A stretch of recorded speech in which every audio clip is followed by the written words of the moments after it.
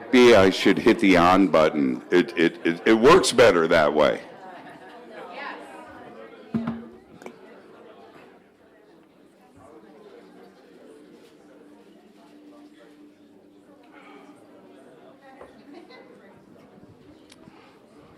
Yes, he can come in. Come on in, Adam. Adam's good. Adam's good. Adam's good.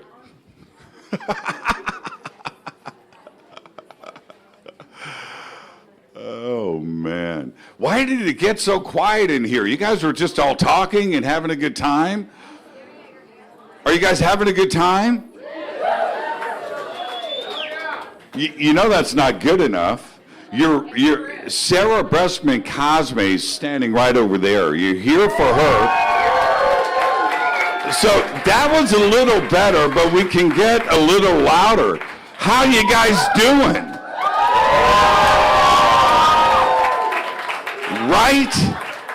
Right? Okay, so you guys know who I am. I'm not going to say a bunch of crap. I'm going to say this. Can I share some private stuff about Sarah and I? Would that be the proper introduction? Kind of got hot in here all of a sudden, didn't it? A little warm. Going to be all right, though, Sarah. Sarah and I met at a dinner. We were having dinner with some friends. I didn't know her. And by chance, this is the universe messing with us. By chance, she's sitting in front of me at this table. And I'm asking her questions. So what do you do? I knew nothing. And, okay. But I'm looking into those eyes, and she's talking to me, and I'm buying it. Right? And I'm okay. And we go through, we have like a 2-3 hour dinner, and something said, and it was to the both of us, it wasn't just to me personally, but that we were about to go on a journey together. I'm not kidding. This was a chance meeting at dinner, and now we have traveled the world. We've done TV shows together. We've done radio. We've done things. And we've gone on this incredible journey. And it's been wonderful. Over chicken nachos at a restaurant one night, right? And when these opportunities hit you like that, and I'm looking into her eyes, and we're doing this thing back and forth, there are people in this world, I'm not making this up, you guys know, that don't understand that kind of moment. I feel sorry for them. It sucks, but we all get that, don't we? When that moment happens, a synchronicity, a coincidence, you seize the moment, and then some magic happens. Do you guys get what I'm talking about? Say yes. Okay. So, fast forward. Sarah and I, Jimmy, let me do a session with you. Sarah, I love you. No. Don't want to know. I know every therapist in the business, QHHT, and left and right. I know them all. And they've all said, Jimmy, let's do a session. No, I don't want to know. I'm cool with the way I don't want to know. I don't want to reveal. I don't want to freak myself. I just don't want to do it. The answer is no. I've said it on the air. I've said it on Coast to Coast. I've said it on TV. I've said it on Fade to Black. I've made this very, very public for the last 15 years. Then I meet Sarah. We go on this cruise. We're down in Mexico. And I'm watching Sarah do a session. And I'm sitting in the back. I like her style, right? And I'm watching and I'm listening. And yeah, the information is, okay. But it was her approach. The trust that because when you are doing a session with somebody, you're naked, right? Clothes are off. You're buck naked, and it's going down. And so you need to have somebody that you trust. And I had this thought, So we come back, Sarah and I, we did everything for this week. It was the most extraordinary week. Her and I went off and did things all over the country. It was incredible. But I get back to LA, and we are prepping up for the next season of my TV show, Into the Vortex. And I'm sitting there with the team and the producers and the writers, and we're going through. Sid, are you here? Is Sid in here? Okay. Our producer, my director, EP, Sid Goldberg. Where's Sid? We stop right now. That's it. Yeah, that's it. That's it. So I have this vision. I went, what if I do a regression on TV, on camera, with Sarah? Do I cross that line? And I say to myself, yes. Let's do this. So I call up Sid. I don't call Sarah. I call Sid. I said, Sid, I got this idea. Let's do a session on camera. And he goes, you said you would never do this. I said, I know. But it's Sarah. I think, yes. And he says, if you want to do this, we'll make it happen. So I hang up the phone. I call Sarah. I go, Sarah, I got this idea. She said, Jimmy, you said you would never do it. But, Sarah, what do you think? She goes, F yeah. Let's go. And we did it. So we went through, and I did a session on camera, multiple cameras. Who has seen it, by the way? Okay, about half the room. Okay. Pretty crazy, huh? Was that nuts? Okay, so you've seen it. The rest of the room hasn't. Let me say this. Then I'm going to bring Sarah up on the stage. She goes, this is all I remember. She goes, okay, she says something like number 10. And we got candles lit. We got the cameras. The room is empty. The team is behind glass. And that's all I remember. Then she says, okay, I think, okay, we're at stair number 2. And I said to myself, my higher self, I don't know what's going on. Why are you waking me up? Why are you doing this? I don't want to wake up. And that was the last thing I remember. When we finished the session, and if you've seen it, you guys know, when we finished the session, I spin my feet around. I go, how long? What? And then I see the cameras. I'm like, holy shit, we taped this. That's right. What did I say? And I put my feet on the ground, and I turned to Sarah, and I said, how long was that? I thought we needed 5 minutes. Diana, we talked about this yesterday. I thought we needed 5 minutes for the show, right? The show's a half hour. We're going to put me under for 5 minutes. We're going to get some stuff, and then we're going to go and do the show. Sarah goes, you were under for an hour and 11 minutes. What did I say? She's high-fiving me. She goes, it was good.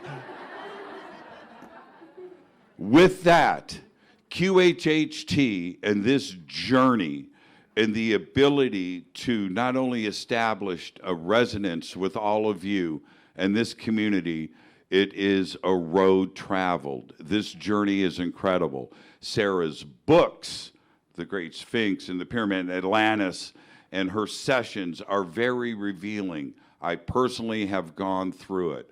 I love this woman. I trust this woman. We are all here at this moment to listen to her and listen to her knowledge. She's precious. She's amazing. She is intelligent. The 2024 Conscious Life Expo welcomes to this stage with all of you, Sarah Breskman Cosme. Sarah?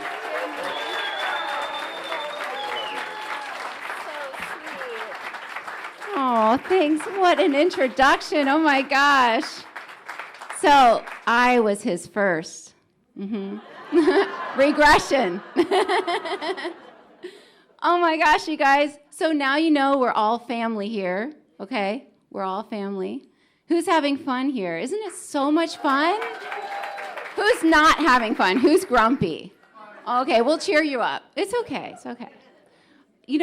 one of my favorite parts about the Conscious Life Expo is that you can say anything you want here, You can go straight from high to aliens.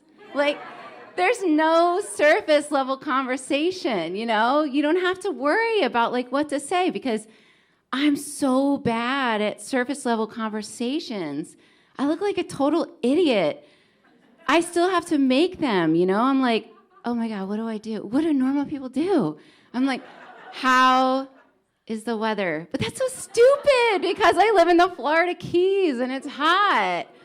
But oh my God, you guys, we're going through this national crisis in Florida. I don't know if you guys know this. It's been cold. Yeah, no one knows what to do. It's like they should shut down all of Florida. Nobody has enough winter clothes. Check on your Floridian friends. It's an issue, especially your mom or dad friends that have kids, because what happens is your kids lose all their winter clothes because you only have this type of Arctic weather where it's 68 once a year, So it's crazy. But I still have to do surface level conversations because where I live, there's this mom law. Do you guys know about mom laws? Yeah. There's a mom law that you can't drop your kids off at a birthday party till they're 11, and mine is 10. So I have to go to the birthday parties and try to act normal, and I can't. I don't know what to talk about. I'm looking at their eyes, and I'm like, oh my God, look at that ring around there. Oh, I'm cool. Yeah, because it's a mom law. The Freemasons and everybody, they have so many codes. They have nothing on moms. Anybody else a mom? Soon as you become a mom, you are all of a sudden indoctrinated, and you have to know all these laws, and no one teaches you. I'll just tell you right now, the mom law, where if another mom does a favor for you, and she's like, oh, I don't want anything in return, that's a lie, okay? Yeah, because if you don't reciprocate, not only will she talk about you to every single person that she knows, but she'll never forget it for the rest of your life. Yeah, mom law, yeah. So anyway, before I get into this presentation, just some more Sarah news. It's been very exciting for me because within this past year, because I've been traveling all over the world and stuff, I've been getting bumped up to first class every now and then. And I was telling Jimmy, I take pictures of it because I feel so cool. And I'm like, oh my God, I'm cool. I'm in first class. And then I was like, why am I getting bumped up to first class so much? And then I thought about it. I was like, I think because I'm overspending on my American Airlines card, And I have this theory because I'm like, why do they keep bumping me up every now and then? I think it's when I max them out. And I think they give me pity upgrades because I think they all got together and they looked at my bill and they're like, damn, this lady has a serious Starbucks issue. Check how much she spends on matcha and almond milk. Let's give her a pity upgrade. So anyway, recently, I was in first class and this lady was staring at me and she just kept staring at me and I thought, oh my gosh, maybe she recognizes me. This is really cool, And so as we're getting off the plane, she's like, it's you. Oh my gosh, it's you. And I was like, I knew it. This is so cool. And she was like, my daughter is your biggest fan. I have your book with me. And can you please sign it? And then she goes, this is the best day of my life. Yeah. And I thought, oh my God, this is amazing. So she hands me her book, right? And I noticed right away it's smaller than my book. And then it says, The Universe Has Your Back by Gabrielle Bernstein. And so I just thought, oh man, this is going to be really funny for her daughter. So I took a picture with her and signed it Sarah Breskman Cosme, But, okay, do you guys know Gabrielle Bernstein? Right? We look nothing alike, right? And our noses are comparing two different zip codes, It's like, no, I don't know. I don't get it. But anyway.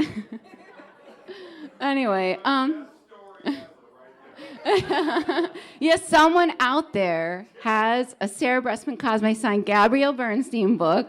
But anyway, you guys, we are all friends, and I'm so excited to share, this presentation with you. If I can only figure out how to work it. Hold on. So now the important part, I look really good in red. And I wrote those books. But just to give you a little bit of a background on me and how I got into this stuff, I didn't want to do any of this stuff at all. In fact, I didn't even want to become a hypnotherapist or, work and find out about aliens at all. I wanted to be the best psychologist in the world. That's what I wanted to do.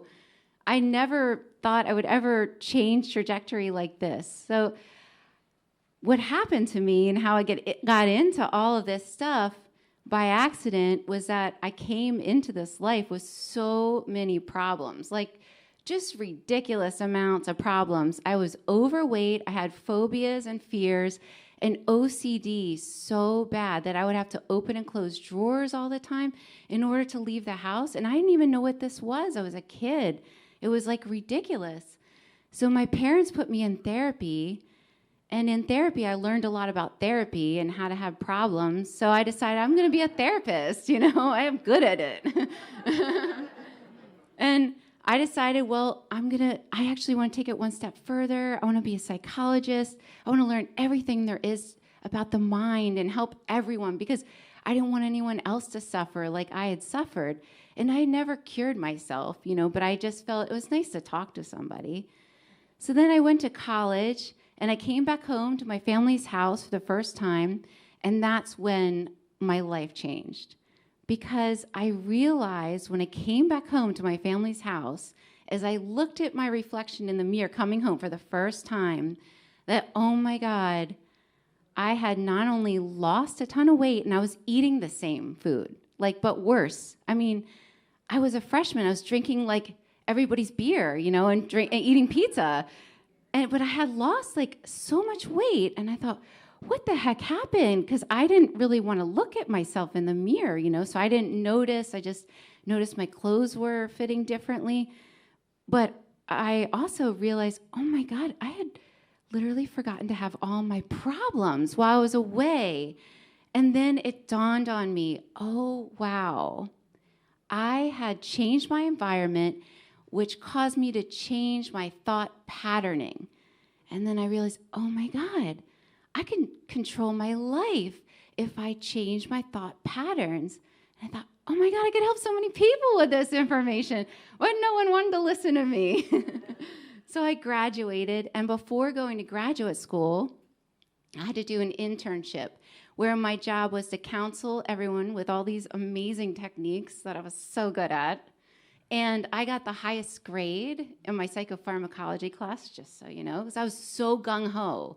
Gung-ho is an understatement for me. I was going to save everyone. And so I also was medication certified, and I would give them their medication. And when I got in the field, so excited, I felt within, honestly, a day, but I'll say a week, that every single thing I learned in college was a lie. It was a total lie.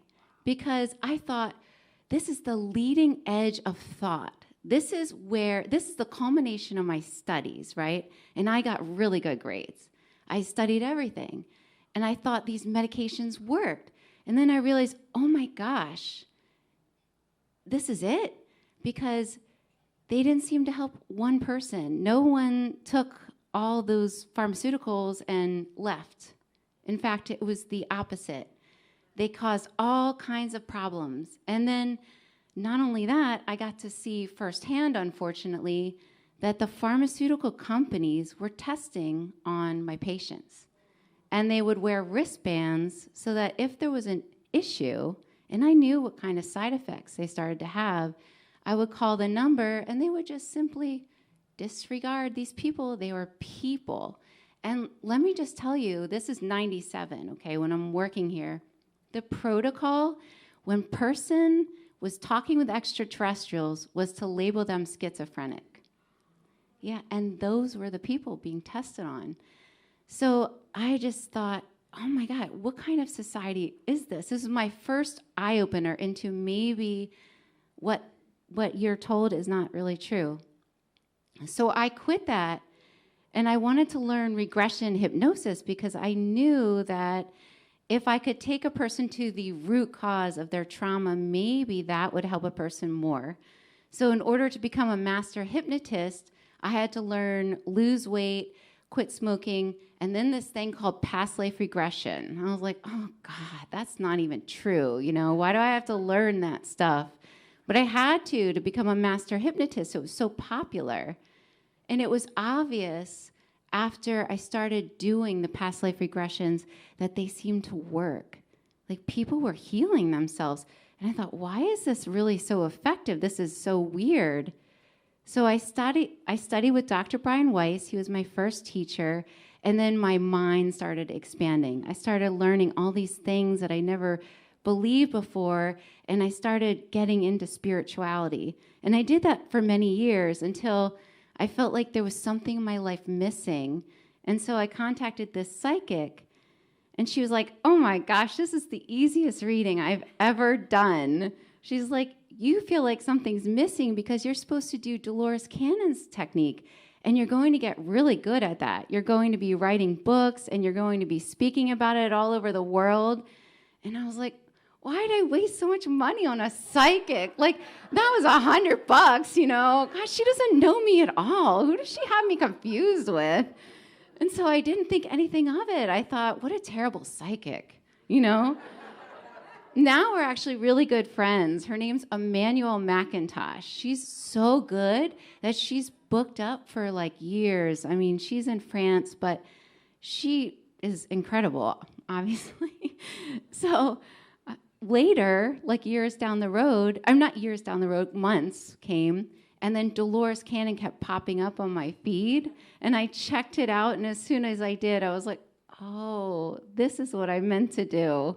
And sure enough, I worked my way up from the ground level to become an instructor in that method. And then I started teaching it all over the world with Dolores Cannon's daughter, Julia Cannon, before the quarantine. Then I wrote my books, and here I am.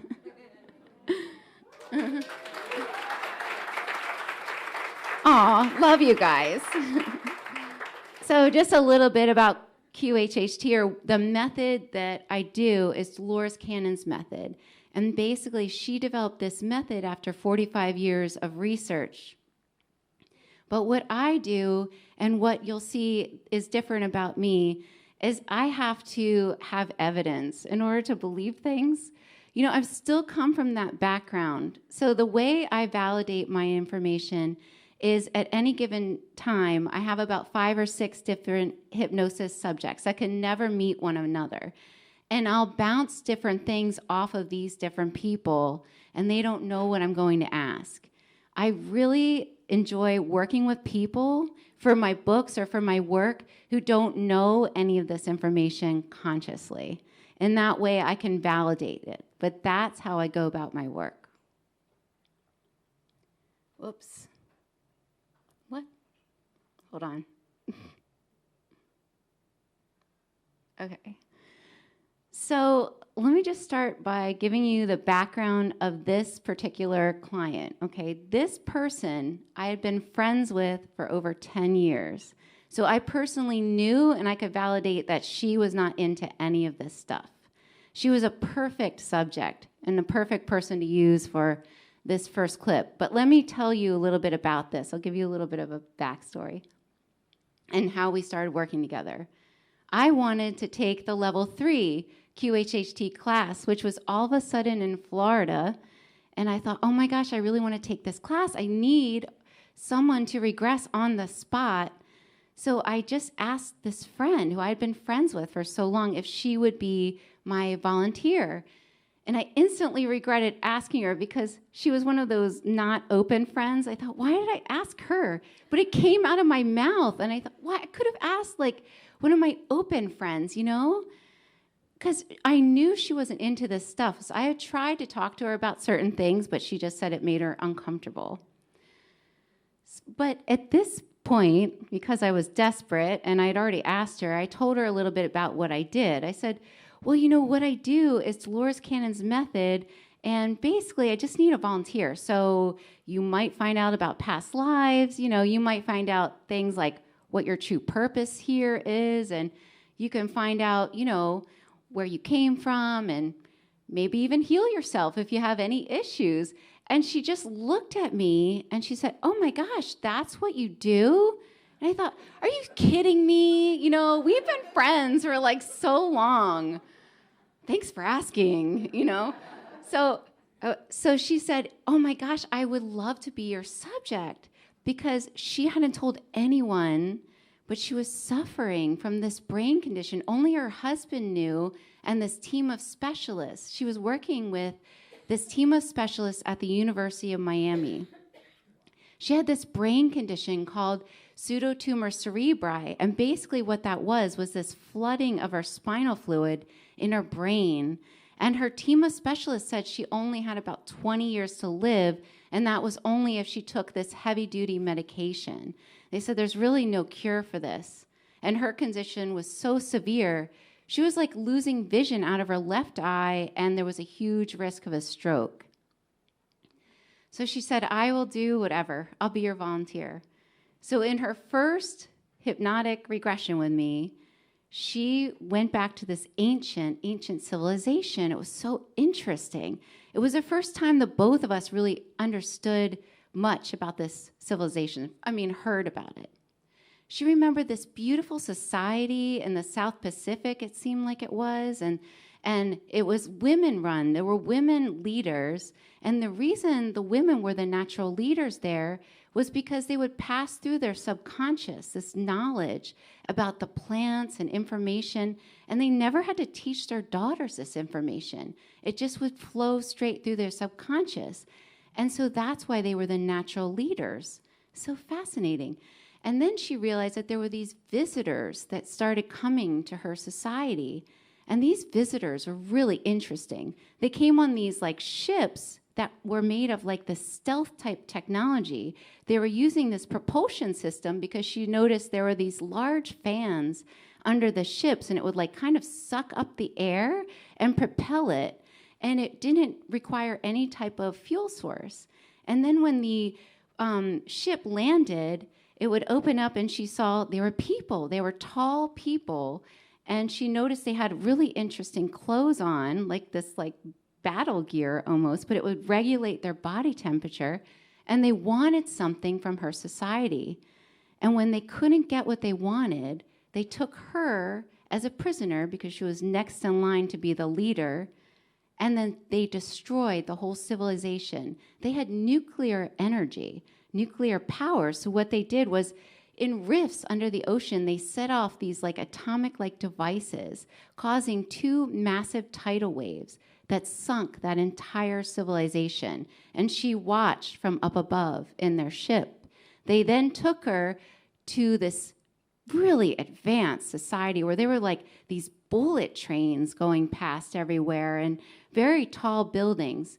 And she spent about 60 years as a prisoner in this place that we came to understand was Atlantis. So this is my friend that I knew did not believe in any of this stuff, seeing this stuff for the first time, but not in just like a little detail, in so much detail, stuff I had never heard before, really.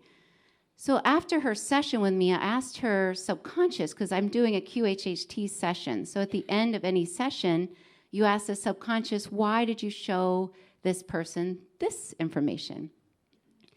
So they said the reason they showed her that lifetime was because the 2 of us had decided before coming into this life to meet like this, to do this session, and to uncover all this information and share it with the world.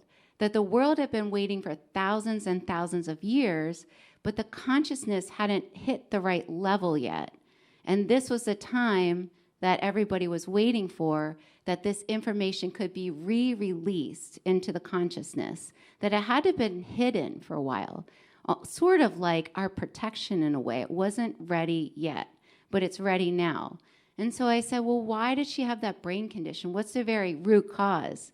And they said it was the catalyst for her to come see me, which is true. She would have never had a session with me without a catalyst. So I said, well, okay, she got the message, can you release this for her?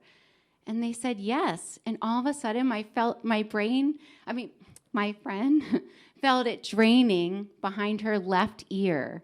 And it started like draining from her brain. She could feel it. And she said, oh my God, when she woke up, I feel so much better. I can't wait to go see my team of specialists, So she goes and she sees her team of specialists. They do her scan, they run her scan, and they can't even believe it. They're like, what happened? She's like, I got the hypnosis session with this Sarah lady. And they're like, we must have done something because you are healed, basically. They couldn't even believe it. And she was so excited because she had young children. She was 32. So she just was like very happy to do more sessions with me, basically. Yeah. So we wanted to find out, what is this important information? What's so important that the world has been waiting for thousands and thousands of years to understand? I mean, people already know about Atlantis and this other society that she was talking about that we came to understand as Lemuria. What's so important that everybody's waiting for? So I told her higher self under hypnosis, take us to the beginning of this story. Let's go to the beginning of the story you want us to share with the world. And I thought they were going to take us back to that civilization. But no, they take my friend, who didn't believe in extraterrestrials, back to a life as an extraterrestrial, coming to Earth for the first time. So this is her very first time understanding that she crash landed on Earth. And then she starts explaining things like that this is an experiment from where she came from, this place in the Pleiadian star system. She had to come because they were running out of resources. And I'm just going to share this little clip and then I'll explain it a little bit more. But she's talking about the other people that she's with, or the other people from the Pleiades who crash landed, and some lost their lives. Back, but I watched others die around me. Yes. And I knew that they were giving their life and they were okay with it. But there should have been more of a warning. Mm-hmm. If we weren't going back, they should have told us we weren't going back. And who is they? What you would call government of our home planet, which is very, very far from here. Mm-hmm. How far away is it? It would require a wormhole to get to. We have no devices that would allow us to travel this far of a dimensional length. How do you travel that far? The ships we have are able to travel through these wormholes, and because we are a very old civilization, we have mapped these out much like a expressway, and can travel through using this specific type of kinetic energy of movement, like tapping into a river's stream to mill a product. Okay.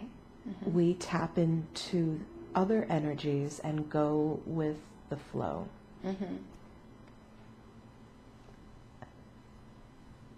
But we willingly came knowing this needed to happen. So you did know you were going to crash? I didn't know about the crash, but we knew what the goal was. And what's the goal? It was to create this experiment on this planet. And why? Why here? I mean, not why, but what is the experiment exactly? We are the experiment. The creation of this planet and the species we have introduced, and the regenerative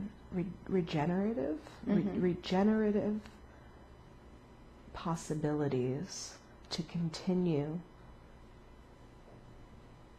It's a mixing.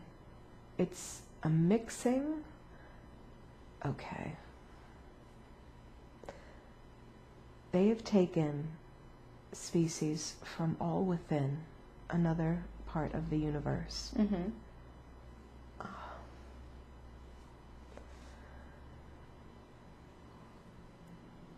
And kind of like Noah's Ark, that's what this is. Okay. And they've put them all together to see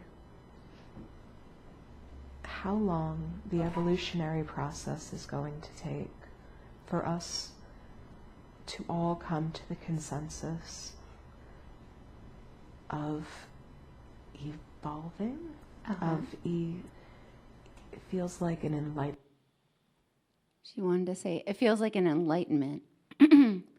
But what's interesting is from not only her, but other clients that I have, or other hypnosis subjects as well, it appears that us, in another dimension or level, but this is us, we cannot make an evolutionary turn without understanding how to do it. So in the universe, humans are understood as having unlimited potential. So a human being, because of our emotional body, it seems, can go from a very low vibration to a high vibration. It has unlimited potential. But other versions of us don't have that unlimited potential, and they are waiting to see how they can make an evolutionary jump using us themselves as well as an experiment. They need to find out through us how we evolve, and that's teaching them. So essentially, it's almost like there are conferences about our conferences. Like they are watching us. We are the experiment, but also on another level, we're also watching ourselves, if that makes sense. Back.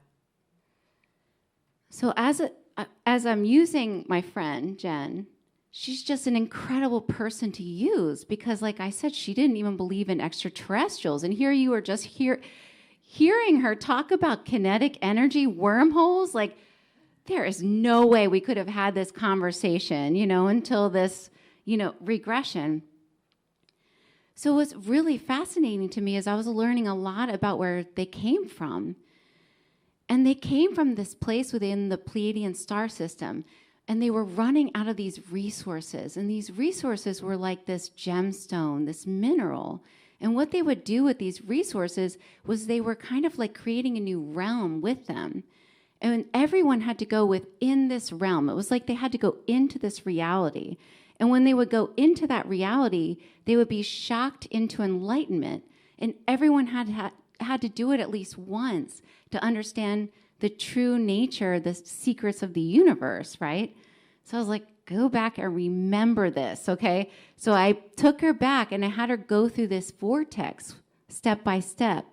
So she remembered. All of a sudden, it was like every part of her body kind of slipped away. And then there was this dark inkiness that came over her.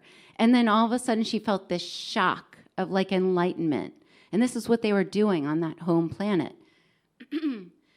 And they would understand the secrets of the universe. And the secrets of the universe is that life is a game. It's all set up like a game, but in this figure eight pattern where there's no end and there's no beginning. And everybody finds this out when they go through this vortex. But this game has been going on for longer than we could possibly comprehend in the aspect of time. But every single person you meet is part of this game. We're part of this ancient group, everyone that's traveled from planet, if you want to call it a planet, to planet, to planet, to keep evolving our consciousness as this game of evolution. We've had so many different ascensions. It's so fascinating. And we all have these this information within us. And here's just a little clip of her describing herself. Had an advanced society for a very long time, and the thing that we have become most reliant on is a type, looks like it is like a mineral or a crystal or a combination of both. We've just exhausted our resources of, and there's truly no way to create this in a laboratory. It has to be found. It has to be found, and it can be delivered to a planet on an asteroid. It can be delivered to a planet on an asteroid? It can, within the crashing of it into a planet, or in the formation of the planet's early days with many particles crashing into it. It creates it then. So we have gone to other places where we have found it and have mined those efficiently over the millennia. But this is a new place, and it is rich in this resource. Oh, and I don't know if you noticed, every now and then, when really important words are said, there's a clicking noise. Have you heard it?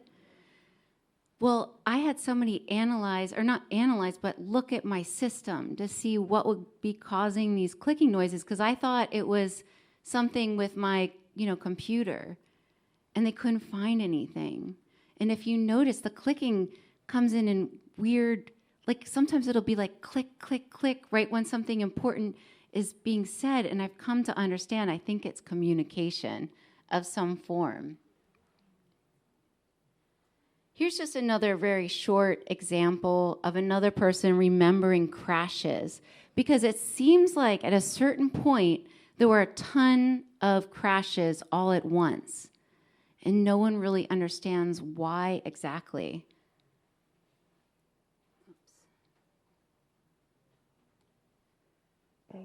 It was a ship of some kind. And you get the We crashed. Uh-huh. I don't know why. But now we've got to find shelter. And now that you're there, can you look down or sense down at your feet? Do you sense if you have feet or see your feet there? I have dark boots on and silver leggings.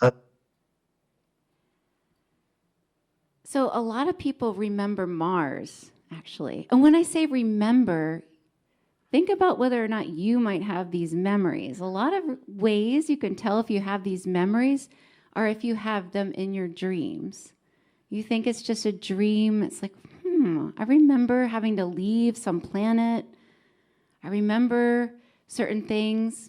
It might come in the form of your dreams. A lot of people have memories of Mars. A lot of people remember a horrible experience of having to leave a place that used to be very beautiful. And many people remember that Mars used to be like lush and green and wonderful. And it seems like there was some type of collision where the atmosphere changed. At least that's the memory that most people have when they're under hypnosis as to what happened to Mars. There was some type of an aggression, some type of fighting, and a collision that caused this. One of the first colonies before things were set on Earth was practiced on Mars, is what it looks like. That was a base for these people to come through this wormhole from the home planet and to begin this experiment that at the time They looked at it as if we make a mistake, at least we make it here. And when we're ready to do things right, once we have learned from our mistakes, we can do them right on Earth. And what happened? What happened to Mars?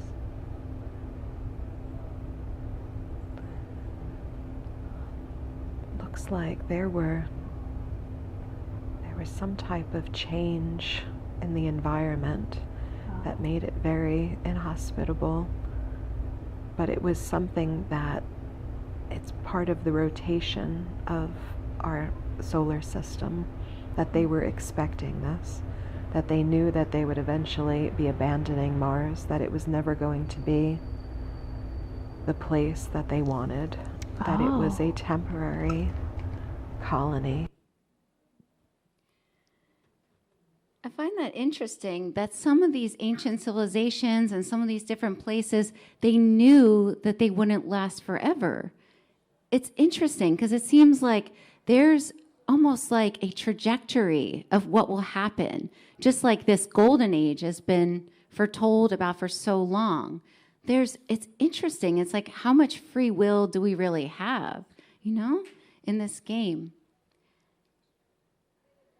I find it really interesting when people remember or have access to information about the Greys. I know they get a really bad rap, but it seems like they're not all the same. Of course, there's ones that I guess you wouldn't want to be friends with, but there's also some that seem to be in a lot of people's memories and seem to be kind. So, you never really know. But I find this type of information in this clip that I'm going to show you really interesting because I don't know where else you could see something like this, So I feel like it's worth to share with you guys because this is like a firsthand look of what it's like on these ships. Is this client is really deep under hypnosis, explaining what it's like to be a Gray. So it makes you wonder, with all these people remembering being an extraterrestrial, what does that say about extraterrestrials? I mean, I do this job on a daily basis. I can't tell you how many clients I've had that remember and have these memories. So, I mean, I really think that they are us. We are them. Because if you think about time, it doesn't exist in the rest of the universe, right? That's what all the other higher consciousness say. So wouldn't it make sense if we have past lives, we also have like future lives and these and parallel lives, and they're all happening in this moment? Because a lot of my clients, when they're under hypnosis and they're being like contacted by what you would call an extraterrestrial, they realize that it's them. They're being contacted by themselves. And so some of the Greys were talking about the fact that they went too far with their technology and they lost their planet and they had to hop into a different universe. And like what they described is like they tethered themselves to this one, came through, and they're here trying to get viable DNA from another version of themselves, which is why so many people remember being a Gray or are tethered to a Gray lifetime or having a parallel life as a Gray. So, I just find all this stuff fascinating, and I just want to share this little clip with you. What do you look like there? If you look down, can you see feet there? Kind of, yeah. Kind of make them out. They're like nubby feet. I feel like I have 3 toes there that I can see. Mm-hmm. I don't know if you would call them toes. I'm not sure. They're short. They don't look like they have a lot of joints in them. There's not a lot of movement. Do they have a color?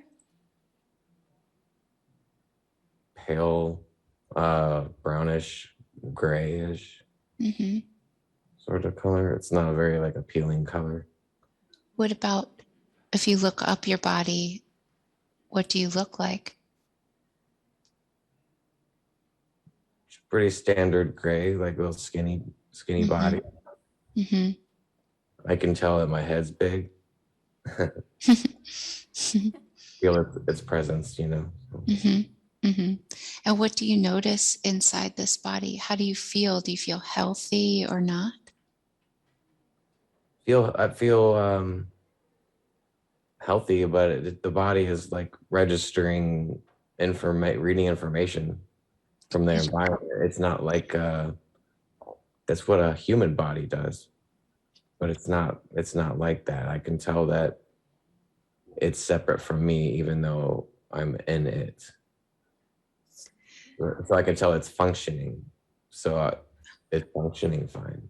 Yeah, the avatar suit. Yeah, there's no real sleeping. There's no sleeping? No. Why would the body need to rest if it's not actually a body? I see. And So, yeah. how do you feel in this place? Do you have any emotions or feelings? Subtle. That's why it's kind of hard to describe how you feel. Just kind of going with the flow. It's interesting to see the things that I do, but it's very redundant, like repetitive. What kind of things do you find interesting there? Just the technology. The technology is high tech, low tech sometimes. So when I look at it, it looks like a kid made it. Like, it's not, it's so simple, but because it uses advanced knowledge of things, so you won't have an excessive amount of wires or chips in this stuff. Gosh, it could just Okay. be like a stone and some wires coming off of it. It's just minimal. It's not like when you open the dash of like a car that we drive and there's thousands of wires everywhere. It's not like that. And do you get how it's powered? It's powered from the air. the energy in the air. Jesus. Where does this energy come from? It just exists everywhere. It's the stuff that reality is made of. So it's kind of like a phantom power where just touching something, you'll be the final conduit between the air and the technology to turn it on.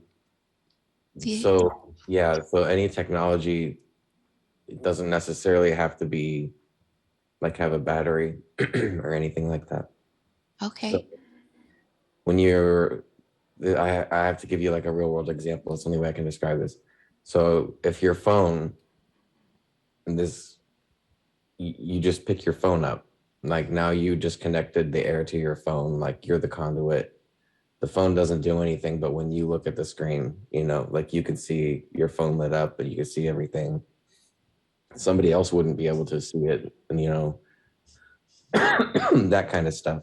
Okay. When you let go of it, it's not like on anymore. It doesn't look on,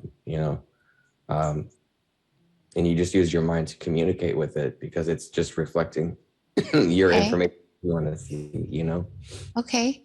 It goes like that for the ships too. Like they guide the ships with their mind, but they'll put their hands in these little things to complete the circuit. What do the little things look like that completes the circuit? Simple handprints and like an indent in the material. They're not that fancy. That's what I was saying. It doesn't look that fancy. It just is fancy, Uh-huh. And when they put their hands in the circuit, what happens? It completes a circuit? What do you mean by that? Right. So with the consciousness inside of the little body, like you have like your feet grounding, your hands are the opposite end, it's just kind of like a circle, Can you tell me more about what it looks like on the ship? It's very smooth inside. There's no corners in these ships. There are no edges.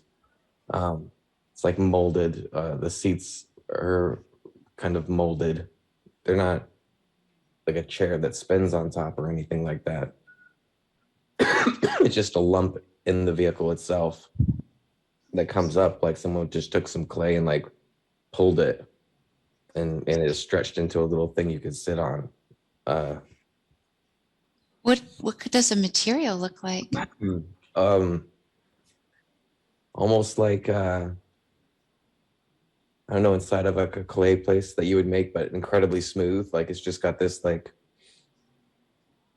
durable yet soft look to it. It doesn't look like smooth and hard like granite. It looks smooth and hard like a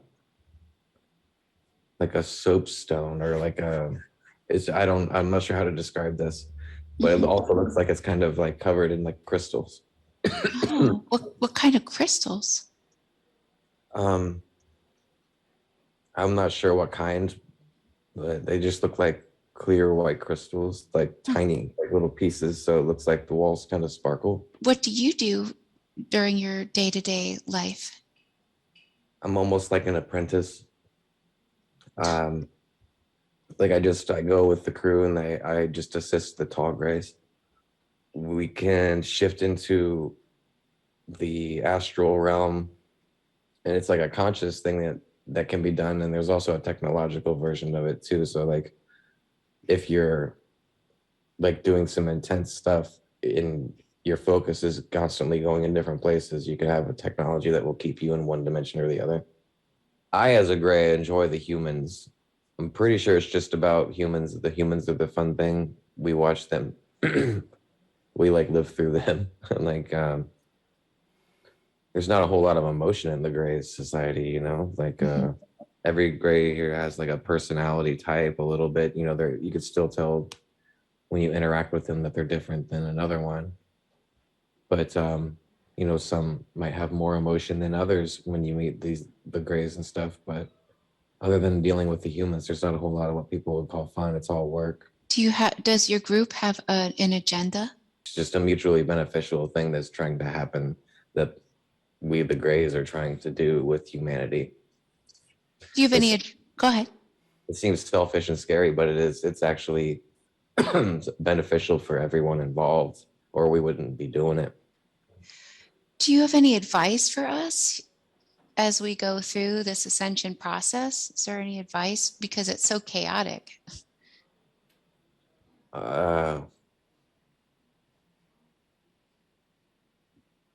Enjoy all the emotions involved, because, you know, not everybody has the ability to even feel the emotions, whether they're good or bad. You know, just being grateful for being alive. Not only does that help your ascension process, but the best advice is just to enjoy everything. Actually enjoy what you see when you look around. You have an ability to take something that means nothing and make it something beautiful just by the way you perceive it. You know, and those emotions are really what help you ascend upwards. What do you look like there?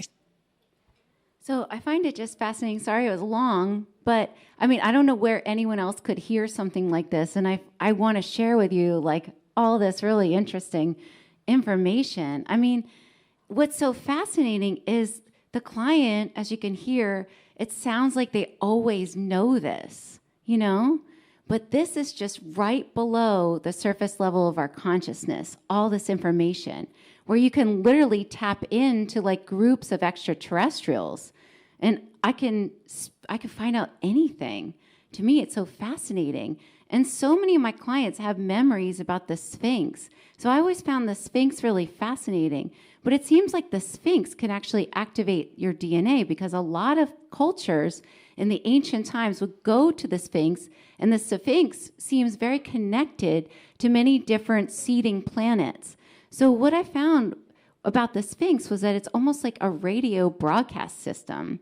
It harnesses and holds information about, and almost like keeps a record of everything that's happened on this realm, and it broadcasts it out to other places. So when I have my clients under hypnosis look for where it's broadcasted out, they see this like obelisk shape on Mars. It's one of the places it's going to. They also see other planets that we here don't know about, and they see that it's being broadcast out to other like receptor-like tools that we're supposed to learn how to make, actually. And it's almost like this spire, they describe it as, like this radio tower, but it looks like a spire, and that's the broadcast system that we will learn to make in the future.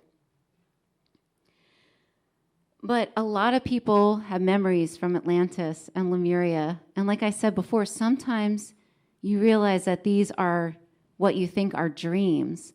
But I can't tell you how many people have memories of the great wave that destroyed Lemuria. So many people have dreams about this giant wave. And what's happening right now is a lot of people are back again from these time periods. So there's a reason why you might be in this presentation of all the presentations, or why you feel called to this information. Most likely, there's no coincidence. So here's like a little clip, just a quick clip of a memory, and then I'm going to show you another memory. It was a tidal wave.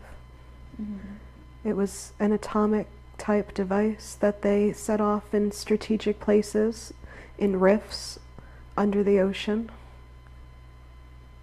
They do have devices that operated like submarines, and they placed them, acting as they were our friends. And then the wave came.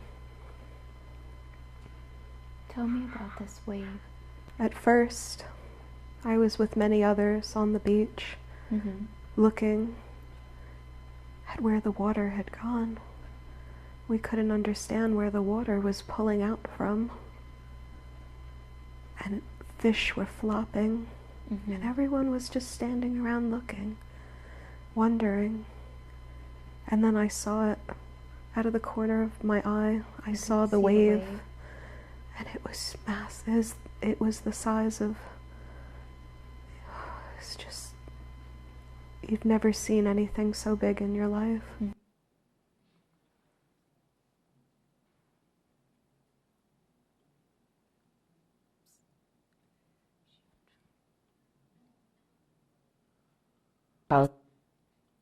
Tsunami. Right. And the water came in and it just pulled everything out, and there was really no warning. I was with my baby, but not my husband. But not your husband. What happened to your husband? I saw him, he drowned. I saw him pass me. Did you see that before you passed? I did. I did. I was struggling to get my head above the water, but and I looked and I saw him floating past me, and everybody and everything. There was so much water. I knew that I just had to relax and go with it. So you just had to allow yourself to just go with it? Yes. From your perspective now, after having left that body, can you see what happened to your island? It's just gone. It's just completely covered, enveloped it, and it's just gone. Sunken. It just sunk. I see. Like Where was it? Where was it originally? Yeah. Oh, looking at a map now, I would say in the South Pacific. So it seemed that Lemuria was in the South Pacific. Tsunami. And that Atlantis, obviously, was in the Atlantic Ocean. And when clients would leave their bodies and look at the map, it looked totally different. There were like land masses in different places than there are now, and different things that were covered by water that aren't now. But this seems to be where Lemuria was. And a lot of the survivors from Lemuria seem to go to Mount Shasta, California, or Australia, and different places like that, where it seems like a lot of the survivors from Atlantis went to places like Egypt. And what was really interesting was that there's still cave drawings, like in places like Australia, that show different symbols and things from these ancient civilizations. Some of the things that we learned about Atlantis that seemed really interesting was that when people would remember Atlantis, especially towards the end of days, they'd see a smog. And I thought, that's really weird. I thought it was because of their technology that everybody described it as smoggy. But it wasn't. It was because they were dealing with a lot of sickness, and they were burning the bodies. They didn't bury their bodies, it seemed like, towards the end of days. And there were lots of experiments going on. What they were doing was they were using animal DNA, it seemed. And what was happening was it was wreaking havoc on their civilization. It was causing all kinds of side effects amongst the culture. So they were doing many different experiments, similar to what they're doing now, actually. But what I found really fascinating was that a lot of the people that were affected negatively by these experiments, the little bit of damage caused these new abilities. And so a lot of times when people are talking about disabilities, you have to understand that this goes back all the way to Atlantis times, where it was proven that people with disabilities actually have abilities. And if you look back to like early man with a little bit of radiation in the bananas, the little bit of damage caused growth in the human mind. So there's so much gray area. But the surprising things we learned about Lemuria, and another surprising thing we learned about Atlantis before I get into Lemuria, was that they were using stem cell research. They were growing organs. It was really fascinating, the different technology they had in Atlantis, where they could perform full surgeries. They could take a person and kind of scan them and it would tell them their origin. It was really interesting because they were doing a lot of tests on Jen in that lifetime because they were trying to figure out where she came from. And what they found out was that she came from the same place they came from. So the things we learned about Lemuria was that they used really interesting things. They used a labyrinth to get a lot of their information. When they would walk a labyrinth, they would change their frequency, and then the answer would be downloaded to them by changing their frequency. They also use these red crystals. The red crystals keep coming up all the time in ancient societies. And so I've traced the red crystals trying to find where they are. And they seem very hidden from public. It's really interesting. A lot of the Knights Templar, when people remember being a Knights Templar, they remember having to hide these specific red crystals because they are so powerful. If people got a hold of them, they'd be able to control other people. So it seemed like some of the survivors from Atlantis brought some of these red crystals with them. They then went into Egypt, and they had them for a while in Egypt. Then it started getting dangerous for people to have the red crystals who understood what they were. They were trying to hide them, just, not letting other people have them. So they were taken to a place, it seems like in Scotland or wherever, and they were kind of hidden within the Queen's jewels, just like kind of hidden in plain sight for a while. Then, because that even became dangerous, they were hidden in what my clients found looks like a place in Nova Scotia, some island in Nova Scotia. When they really tune in to find out where a lot of these red crystals are, they're hidden miles and miles deep underneath the ground, somewhere in Nova Scotia. They also seem to be found miles deep within the oceans. But again, Lemuria seemed to have a matriarchal society, and they used a lot of these sacred symbols. They used the flower of life pattern in interesting ways. So I came to understand that these sacred symbols are like keys. They're coded. It's almost like it's coded to go into a lock and unlock transmission within your mind when you look at some of these sacred symbols. And like I said, many people remember the wave. The symbols that I found from these places where Lemuria looked like that symbol right there, that four-corner symbol. When Jen was under hypnosis, I had her, while under hypnosis, open her eyes and draw the symbol.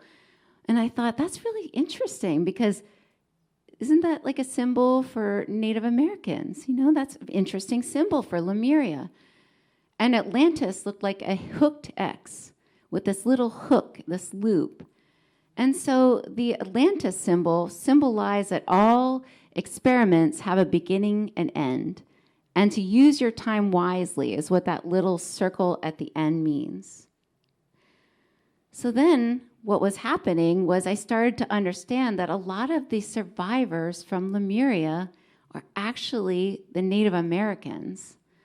And it's interesting because there's a lot of evidence in a lot of the native cultures of some of the practices that they would do in ancient Lemuria or these other ancient civilizations. And I don't think it's a coincidence that they were doing all these experiments in Atlantis because it's still flowing lightly in our genes. And like I said, side effects, disabilities are actually abilities. So, who are you in a past life? A lot of people that have memories or had a past life in Atlantis have dreams where they recall like an advanced technology that's totally out of place in the ancient world. Have you ever had one of those dreams? Or maybe you recall a scientific, patriarch-based society.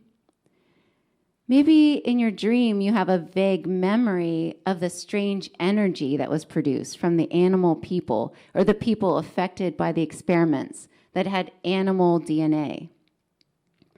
Or do you have dreams about a coastline of calm water with smooth pebbles? So many of my clients recall calm water and smooth pebbles from Lemuria.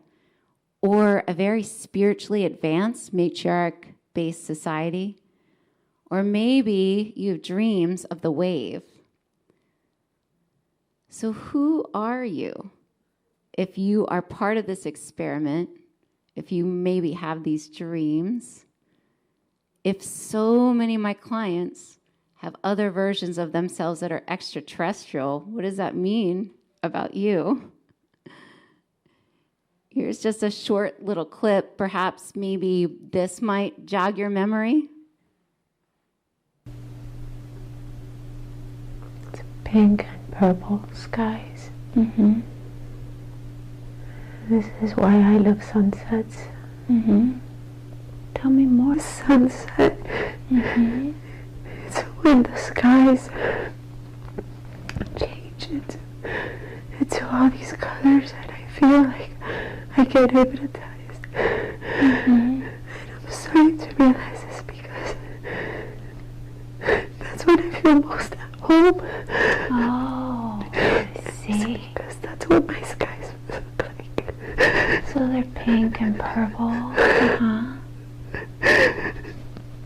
Tell me more about your home. About this home. It's like dusk. Like the pink and purple skies just all the time. Uh-huh. What does the ground look like there? It's like pink sand. Uh-huh. Tell me more about it. Pink sand, and there's very, very high-tech buildings with crystals on the side of that. The crystals are charging the buildings. Mm-hmm. And that's why I'm so drawn to crystals. It all makes sense. So I did not search for this information at all, but all of a sudden I started getting all this information about our eye color having to do with where we came from or what kind of information we were bringing. And I thought, that's impossible. Isn't it just from genetics, that we would be born into a family of brown eyes, all having brown eyes? That makes sense, right? But it kept coming over and over and over again. The higher consciousness would say, this is from this. And I thought, wow, that's really fascinating. So I'm going to share some examples. And then I'm going to tell you what I've learned about each eye color. So the first example I'm going to show it you is this has to do with the flecks in your eyes. Does anybody have little flecks in your eyes or like hazel eyes? You can look at your eyes in the mirror, okay? Seems like people with these flecks come from Arcturus. Who knew? And what's really interesting, and I never knew this before, it just started coming and flooding my practice, was that our iris contains the blueprint of our soul. So like all the rings in your iris and the different spots, they mean something. I didn't realize this. And then when you're looking into somebody else's eyes, your soul is showing you the blueprint of my soul and vice versa, and telling each other's souls where you come from. So I'm going to show you this little example and explain all the different eye colors. Many will also notice that they will have specks in their eyes. Some specks can be of a gold or a green. If they start to examine their eyes in the light, they will notice that there is a speckle of color. The other marker would be that sometimes the pupil has an additional dot outside of it. Wow, and what kind of race would be associated with the specks and the pupil with the dot? Many times that is Arcturian. Her eyes come from her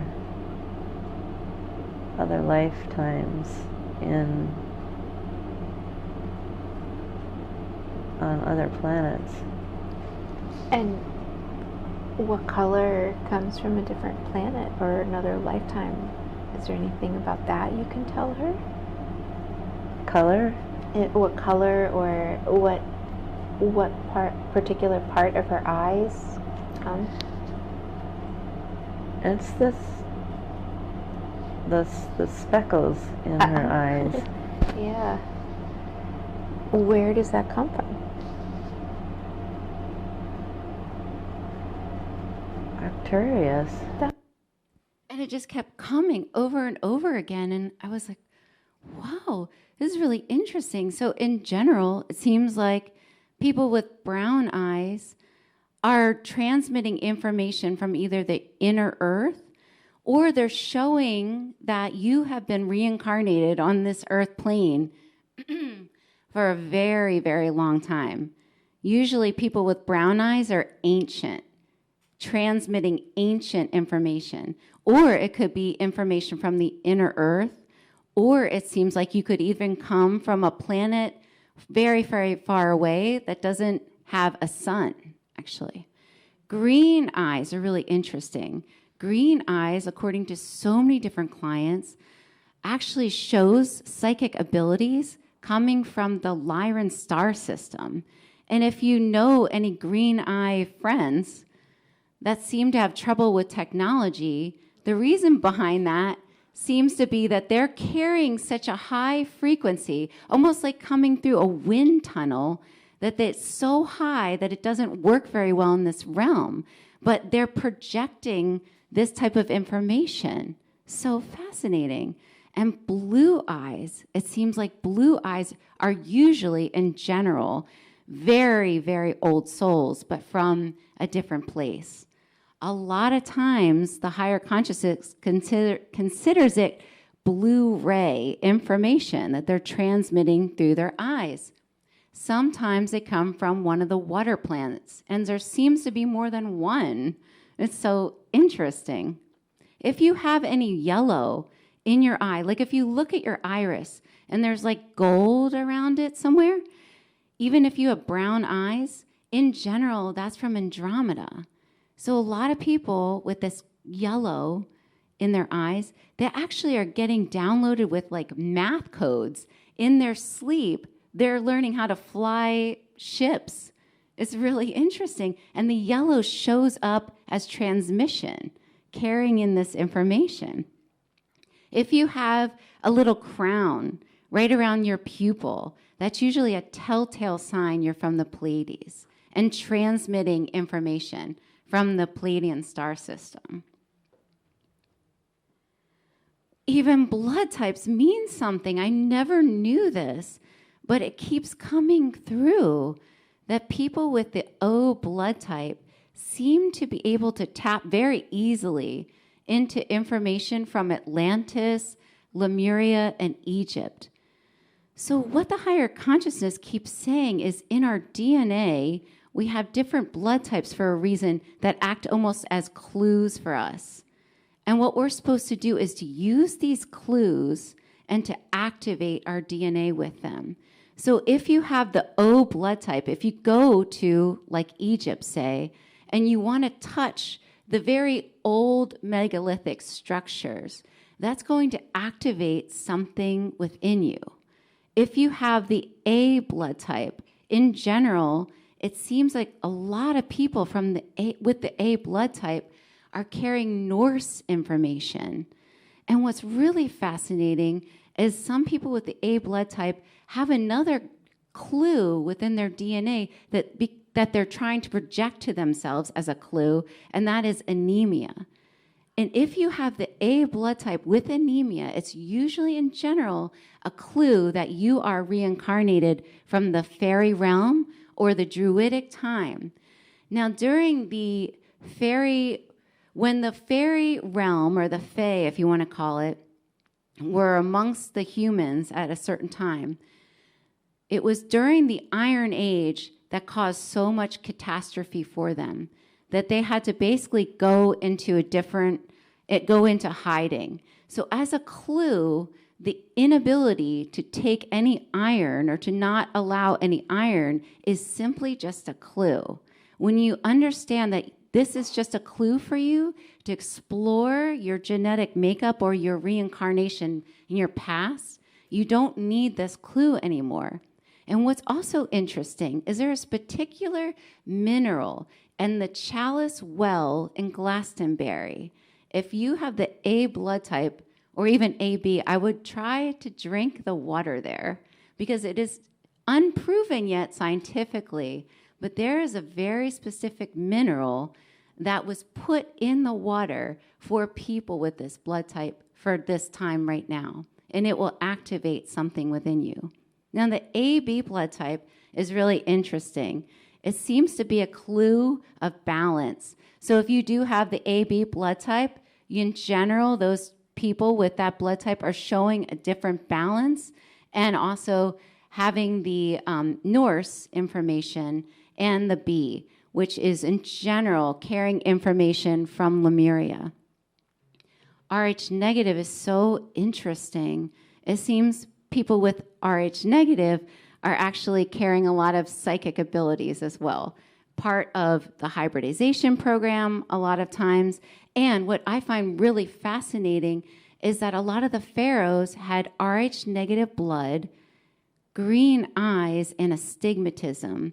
Now, astigmatism is so interesting because it comes from this ancient ability to see into different dimensions. So the eye shape was different.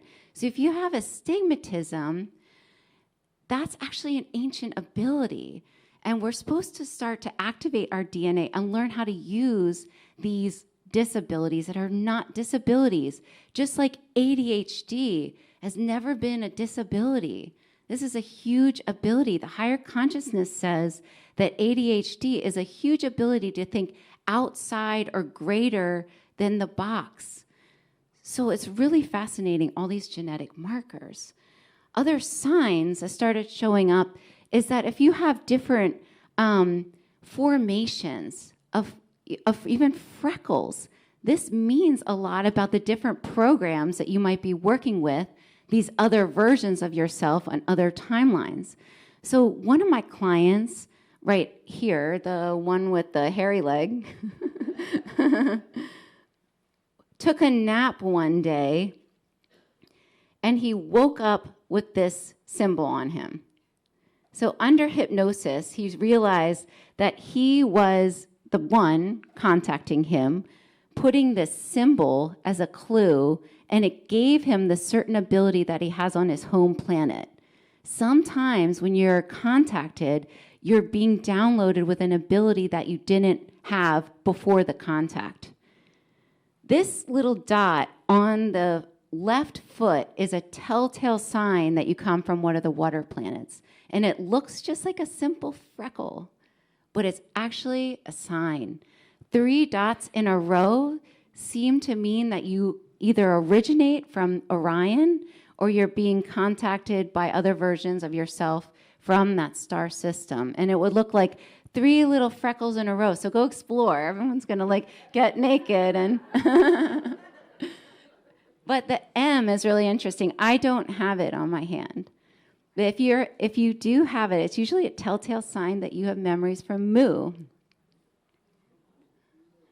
What happens when you activate your DNA, especially for a star seed? It's so exciting right now. So a lot of people talk about walk-ins or they feel like they're a walk-in, but what is happening, the most recent thing that's been happening right now is as you activate your DNA, what happens is all of a sudden you start to house more of your own higher level consciousness. So you actually become more like God. What's really interesting is the universe is a reflection of ourselves. So when you start getting curious about the universe, you become an initiate. The universe starts to get curious about you. All of a sudden, you see signs and synchronicities everywhere, and you're like, what is happening? You are in the initiation process. Then as you start becoming a spiritual master and you start mastering yourself more and more, you activate your DNA more and more, all of a sudden, you become a higher level of being. You basically are allowing your vehicle to channel more of this divine essence within you. When you are activated, especially for a star seed, you are extremely powerful, like a machine gun, like nothing can stop you. And what is interesting is an activated star seed or a star seed that understands they are more than just this physical body. It's basically an activated star seed. They're affecting the whole radius of where they live. So it's almost like they're broadcasting information out and affecting the consciousness around where they live. These symbols are really interesting. So you can use these symbols to activate yourself. If you have any gold in your eyes, that is an Andromedan clearing symbol. The 2, it looks like an H. So you can practice using that because it's very helpful for anyone with any little bit of gold in their eyes. And basically, the Andromedans were working closely with the Druids, and they were teaching them this clearing symbol, which is very powerful if you ever want to clear anything from yourself. A lot of times when people are contacted by extraterrestrials, or if you look up and you see the bottom of a ship, you'll see that circle with a dot in the middle. That's because they are trying to teach you something. Now, the circle within that big, or the dot within the big circle is supposed to symbolize that you are this is your point of a perspective within this grand scheme, this grand sphere. But really, you are everything. Really, you are all. But we're having this individual experience. I'm going to just skip over him drawing the symbol that he had after that gray lifetime because I'm running out of time. I'm not going to, since I'm running out of time, I'm just going to tell you about monatomic gold. I want to tell you that I keep coming across this in my work, so much so that I find it important to just mention. So it seems, and I don't know where you find which product is the best, but it really seems that there is something about this that can really help you, that it can activate a lot of things within you. It can cause you to have better health. So go explore, because not only do my clients realize that they used to use monatomic gold and it would help their health, but it had to be hidden. It was so powerful. And even what you would call ormus, which seems to be like this salt, has tremendous health effects for a person. And then when I was like having my clients look under the Sphinx, they saw it under the Sphinx. It's everywhere in all these ancient places. What do you see? You can activate your DNA with nature. All you have to do is just develop a relationship with the natural surroundings that you're in. Because what is happening right now is as our consciousness is raising, so is the consciousness of the earth. And because everything is a reflection of everything else, you can start making kind of friends with your natural environment, and you'll notice something if you do this. All of a sudden, different plants or what you would think are weeds will start growing in your area. And these will be very specific to you. The nature around you will respond. You can activate your DNA with the sun. The sun is a portal, which is really interesting. I found this out because I had this client who couldn't lose weight. She tried everything. She tried all kinds of diets. Nothing worked. So under hypnosis, her higher self said, oh, that's because she never goes outside without her contacts. And I thought, what? Normally, when a person wants to lose weight, it's because they're forming some sort of protection. That's just in general. You know, I find that all the time, that the person builds a layer of protection subconsciously to protect either their organs or themselves. But I thought, that's the first time I ever heard that she never goes outside without her contacts. Why is that so important for her? And they said it's important for every human right now to go outside, especially right now, and get just a little bit of unfiltered sunlight. Because what is happening is there's information being broadcast through the portals of the sun. I didn't know this. And it comes straight through the unfiltered eyes. So it's important to take your contacts out just for a little bit. When it comes through the unfiltered eyes, it goes straight to your pineal gland. And that's unlocking not only dormant DNA within you, it's activating things within you and giving information to your subconscious.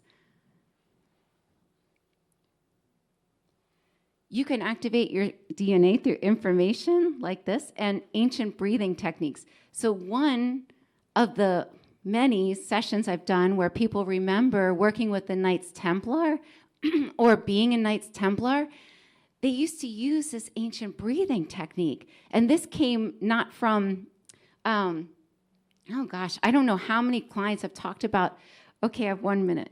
How many clients have talked about this ancient breathing technique, but I'm going to go over it because it's worth it. So, okay, they would breathe in through their whole body, okay? And they would make sure they would breathe from their belly into the whole body. The most important part is you want to breathe and focus on your third eye and then your crown chakra, raising your shoulders. And then as you exhale, you want to drop your shoulders, and that'll start to bring you into like an alpha state. And you want to continue to do that and over until you breathe yourself into an alpha state. But this breath apparently can heal you. Who knew? It's very powerful and helpful. And another thing they used to do was they would activate their DNA using the moon and the sun combined. So if you go put your feet in water, when the sun is setting and the moon is up, it kind of creates almost like a transponder. You become a radio receptor. You can get information that way. So I'm almost out of time. I love you. And thank you so much for coming. We are all family. I am going to have to go to the Ascension panel, and it's going to be super embarrassing because if you guys want to come, you can watch. There's going to be one seat on stage that I have to go walk through the crowd and go to.